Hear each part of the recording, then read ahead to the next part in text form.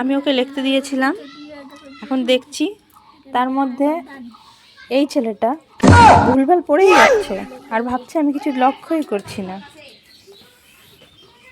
কি পড়লি? এটা কি? এটা কাশ্মীরের? বানাম কত?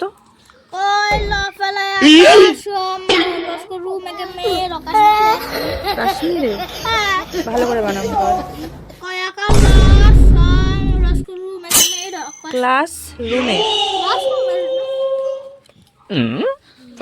প্রথমত পারিস না, ভুলভাল করে পড়ে চলে যাস, ভাবিস যে আমি কিছু দেখবো না, কিছু লক্ষ্য করবো না, মানে দেখছি না বলে আমি শুনতেও পাচ্ছি না। কান ধর।